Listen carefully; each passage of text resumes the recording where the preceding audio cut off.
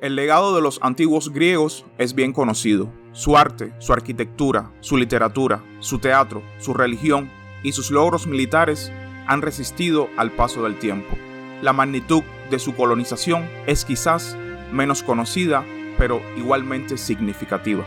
Desde las costas occidentales de Sicilia hasta el actual Afganistán, los colonos griegos recorrieron el mundo conocido en busca de un nuevo comienzo. Estas expediciones estaban llenas de riesgos. La muerte y la destrucción eran destinos comunes para muchos de los que emprendían estos peligrosos viajes. Pero, para los que lograban establecerse, marcaba un nuevo comienzo. Durante más de 500 años surgieron ciudades helénicas en muchos lugares del mundo conocido: Bactria, el sur de la Galia, el este de España y Libia. Y luego estaba el reino del Bósforo, un dominio híbrido greco-escita centrado en lo que es hoy el este de Crimea, situado en el límite del mundo conocido y rodeado de poderosas tribus bárbaras. Sin embargo, a pesar de estos considerables desafíos, la persistencia y la perseverancia hicieron que este reino pasara de ser un pequeño conjunto de colonias dependientes a uno de los reinos más notables de la antigüedad, siendo conocida como la joya del Mar Negro. En el siglo VII a.C., Grecia aún no era la majestuosa civilización que estaba destinada a convertirse. Por aquel entonces, ciudades tan famosas como Atenas y Esparta aún estaban en pleno crecimiento. En su lugar, otras ciudades ejercían una gran influencia: Argos, Corinto, Megara y Calcis, solo por nombrar algunas. Las poderosas ciudades griegas no se limitaban entonces únicamente al continente. Al este, al otro lado del mar Egeo, las polis griegas tenían presencia en la costa occidental de Asia Menor, beneficiándose en gran medida de las fértiles llanuras y de un enlace directo con el Egeo. Pero la posesión de tan grandes recursos naturales pronto atrajo a visitantes no deseados. En el siglo VII, estas ciudades jónicas estaban en constante crisis. Atraídos por sus riquezas, los poderosos pueblos vecinos, primero los cimerios y luego varios monarcas lidios, invadieron las tierras jonias, llevando a cabo campañas devastadoras y apropiándose de grandes extensiones de territorio. Pronto se produjo un éxodo masivo de jonios. Obligados a abandonar sus hogares, muchos huyeron hacia el oeste en busca de seguridad. El bastión que buscaban era una ciudad llamada Mileto. Mileto no se libró del azote lidio ni del cimerio, ya que sus tierras fueron saqueadas y la ciudad asediada, pero consiguió mantener el control del mar. Muchos de los habitantes de la ciudad vieron en él su única vía de escape. Al ver sus cosechas quemadas y sus comunidades destruidas, cientos de refugiados jonios decidieron empezar de nuevo, embarcando y navegando hacia el norte, llegando al Mar Negro. La relación de los griegos con este mar había sido conflictiva. Durante los siglos, los griegos consideraron esa zona muy peligrosa. Su enorme extensión, combinada con la amenaza siempre presente de los piratas bárbaros que merodeaban por las costas más lejanas, era suficiente para disuadir a muchos de lo que representaba lo temible y desconocido. Esta tierra, a lo largo de la historia religiosa de Grecia, estuvo envuelta en mitos y leyendas. Sin embargo, los milesios, con el tiempo, superaron los mitos. A lo largo del siglo VII, a medida que el mar les resultaba más familiar, su representación como desolado y peligroso disminuyó. En el año 600, los griegos ya no lo llamaban el temible Ponto Axinos, sino el Ponto Euxino, que significaba el mar hospitalario. Los colonos milesios recorrieron este mar en busca de nuevas tierras, desde Olbia y Tiras en el nordeste, hasta Fasis en el extremo oriental y Sinope en el sur. Fundaron colonias a lo largo y ancho de sus costas. Los milesios seleccionaron los lugares de asentamiento principalmente por su acceso a tierras fértiles y ríos navegables.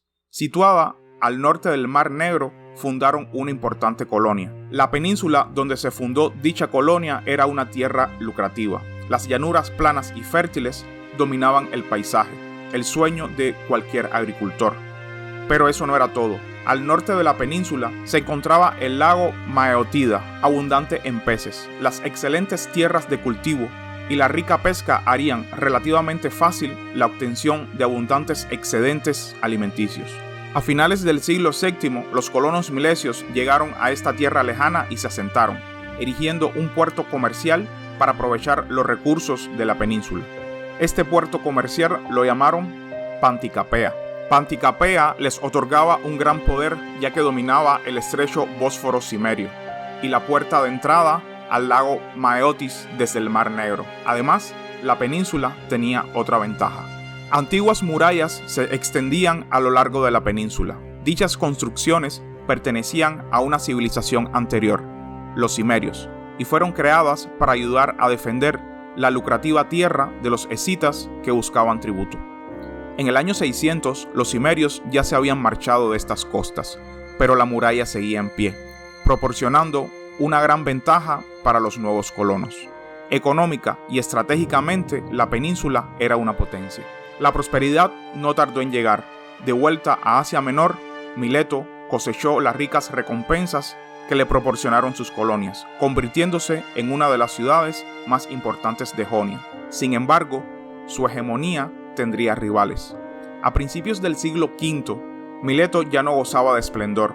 Para entonces era poco más que una ruina, habiendo encontrado su caída durante la desastrosa revuelta jónica. Sus colonias del Bósforo no compartieron el desafortunado destino de Mileto. Panticapea, ciudad que fuera un simple puerto comercial, se transformó en un bullicioso centro de comercio, mientras que otras colonias también comenzaron a establecerse a ambos lados del Bósforo, ciudades como Mirmesio, Hermonasa y Fanagoria. Esto trajo rápidamente nuevas soluciones a viejos problemas. La existencia en un borde próspero del mundo conocido trajo inevitablemente peligros para las incipientes ciudades griegas.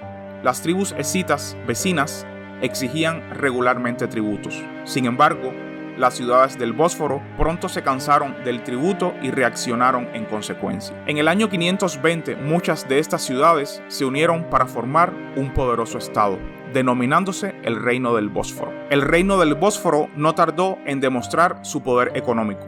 Aprovechando la gran fertilidad de la tierra y la abundancia de vida marina de su región, a principios del siglo V, las exportaciones de grano y pescado salado de su región encontraban compradores no solo a lo largo de la costa del Mar Negro, sino también más allá, entre las ciudades-estado griegas como Mitilene, Atenas y muchas del Peloponeso.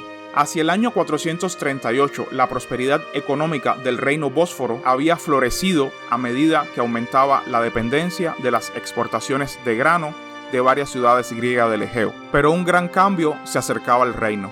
Durante 40 años, el reino del Bósforo había sido gobernado por una poderosa tiranía llamada los Arqueanáctidas, una dinastía probablemente de origen milesio. Pero en el año 438 se produjo un cambio. Ese año, el dominio de estos tiranos terminó en circunstancias un tanto misteriosas.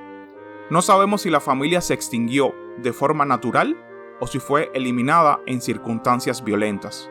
Lo que sí sabemos es que, tras su caída, la tiranía establecida fue sustituida por un hombre que llegaría a crear su propio legado, un legado mucho más grande. Su nombre era Espartoco. Espartoco, que casi con toda seguridad pertenecía al poderoso reino odricio que dominaba la costa occidental del Mar Negro, fue instituido como líder en el año 438 y su dinastía gobernaría los siguientes 328 años. Bajo el mandato de Espartoco y de sus sucesores, el reino del Bósforo entró en una nueva época, una época que vería el florecimiento del reino. Bajo la nueva dinastía fueron ampliando sus fronteras. Ya no se limitaría al área inmediata a cada lado del Bósforo. Bajo el mandato del hijo de Espartoco, de nombre Sátiro, la expansión progresó, obteniendo no solo la rica colonia ateniense de Ninfeo, sino también ciudades al este dentro del territorio cimerio como Fanagoria. Otras conquistas se sucedieron durante los siguientes 80 años bajo el hijo de Sátiro llamado Leucón y luego su nieto llamado Perísades, expandiendo aún más allá el dominio del reino. A medida que aumentaba el dominio del Bósforo, también lo hacía su poder económico. No solo la captura de poderosos puertos comerciales vecinos como Ninfeo y Teodosia aumentó drásticamente el poder exportador del reino, sino que la adquisición de las lucrativas y fértiles tierras de la tribu Sindhi en Asia proporcionó una abundancia aún mayor de grano para exportar. Para muchas ciudades, el reino del Bósforo se convirtió en el granero del mundo conocido, y una ciudad más que ninguna otra llegó a depender en gran medida de ello. En el siglo IV, Atenas, cuna de la democracia y otrora formidable potencia, era una de las ciudades más prestigiosas del Mediterráneo. El tamaño de la ciudad no le permitía alimentarse por sí misma, ya que las granjas del Ática no daban abasto. En consecuencia, la ciudad dependía en gran medida de la importación de grano.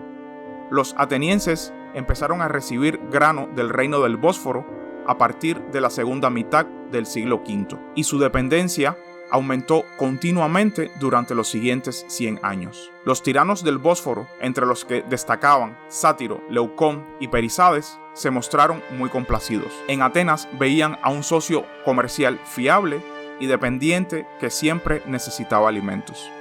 A medida que la relación comercial entre Atenas y el Bósforo se fortalecía, los gobernantes bóforos recibían honores. Se erigieron elaboradas estatuas de los tiranos en el corazón de Atenas. Recibieron títulos honoríficos como el de benefactor de Atenas. Y por último, pero no por ello menos importante, los atenienses otorgaron a estos tiranos la ciudadanía ateniense, a pesar de que muchos atenienses consideraban a estos hombres como bárbaros incivilizados. La dependencia ateniense del comercio con el Bósforo era evidente. Sin embargo, la relación especial estaba lejos de ser unilateral. A medida que los barcos de grano partían del Bósforo, los barcos mercantes cargados de oro y plata del Ática regresaban a los tiranos. Aprovechando esta gran riqueza, los tiranos continuaron su expansión militar, contratando a diversos mercenarios para que les ayudaran en sus guerras: griegos, escitas, tracios y sármatas. Podemos suponer que los ejércitos conquistadores de Sátiro, Leucón y Perisades eran muy diversos, pero el poderío económico del Bósforo no se utilizó únicamente con fines militares. A medida que el poder del reino seguía creciendo, se fundaron más asentamientos en todo el dominio y se convirtieron en nuevos y prósperos puertos. El reino, que antes era un conjunto de colonias griegas, ahora establecía sus propios asentamientos rentables. En el año 311, el poder del reino del Bósforo debía ser asombroso. Sin embargo, ningún reino goza de una inmunidad infinita frente a la inestabilidad.